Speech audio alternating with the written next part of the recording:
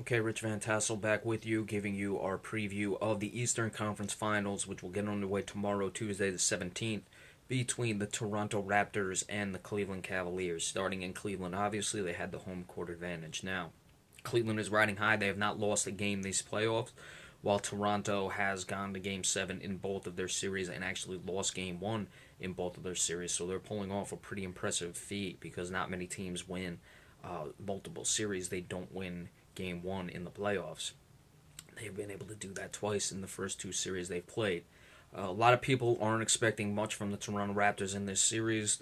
Some people even predicting a sweep. A lot of people think the way Cleveland's been playing, they'll just roll right off over the Toronto Raptors. I do not see it that way.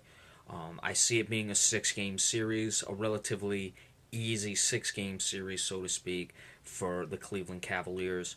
With that being said, I was saying it's not going to be a sweep, not going to be a five-game series. I expect some competitive games here, but I'm looking at it as being 3-1 after all the first four games are played in the two in Toronto.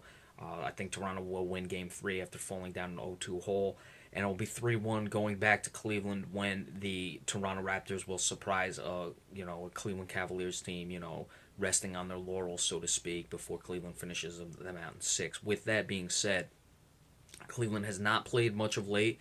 They have only played 8 games these playoffs. Have come out and after their first round sweep didn't show any rust and won Game 1 against the Atlanta Hawks and then went on to sweep them.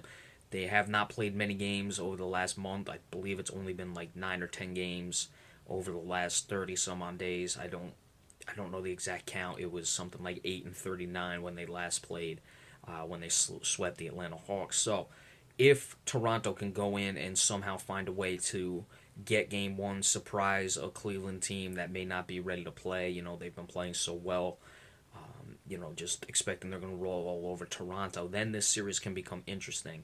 The Raptors, look, their backcourt clearly has the advantage while Kyrie Irving is a very good player. I think Kyle Lowry, assuming he's finally broken out of it, which it looks like he has, can outplay Kyrie Irving because Irving is not the best defender and Kyle Lowry is a better defender. DeMar DeRozan should have the advantage over either Iman Shumpert or J.R. Smith. I'll be surprised if Iman Shumpert doesn't see a lot of minutes on DeMar DeRozan, especially if he heats up, because we know Iman Shumpert can play defense. However, with the injury to Jonas Valanciunas, who is not going to play Game 1, today it was reported Dwayne Casey says he doesn't expect him to play Game 2 either, then Toronto is really going to have a hard time because Tristan Thompson is an absolute animal on the glass. That's where Toronto has had their advantages in both their series. We discussed it yesterday when they just killed Miami on the offensive glass. Miami on the offensive glass. That's was big, especially without Jonas Valanciunas. They were doing the same thing against the Indiana Pacers. Now, Bismack Biyombo has played well. He has rebounded the ball very well in the absence of Valanciunas. But, we saw him doing the Usain Bolt pose yesterday. He's, having a good time, which, go ahead, have a good time.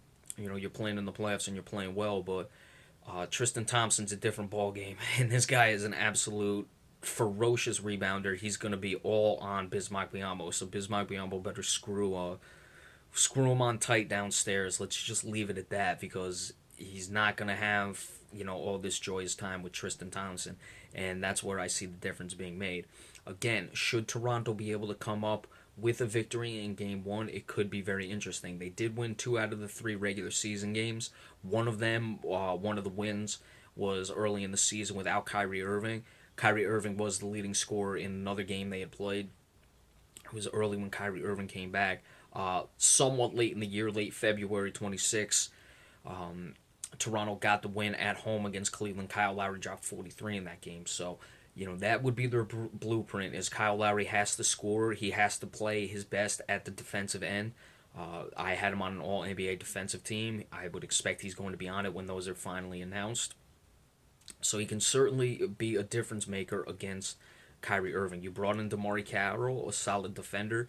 No one can really stop LeBron James. He'll have to do what he can to keep him in check.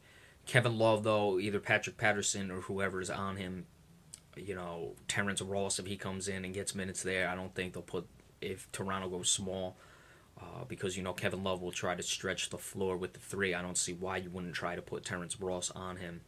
That'll be interesting to see if they go that route, but that's where Cleveland's going to have their biggest advantage outside of LeBron James, obviously, who, no matter how good DeMarre Carroll is as a defender, LeBron James, unless, you're talking about guys like Kawhi Leonard, Paul George, he's going to have a significant advantage over whoever is marking him up defensively. So that's going to be the biggest factor. Again, I like Cleveland in 6 games. Falling asleep a little with being up 3-1 in Game 5.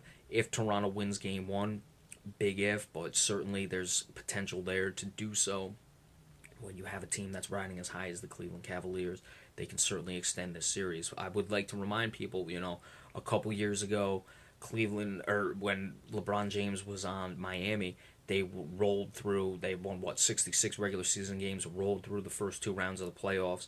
Indiana took them to 7 games in 2010. The Orlando Magic had rolled through the first 2 rounds of the playoffs. The Celtics were able to beat them in the conference finals. So you never know what can happen. But Cleveland is playing too well, so that's why I see it, ending in Cleveland's favor.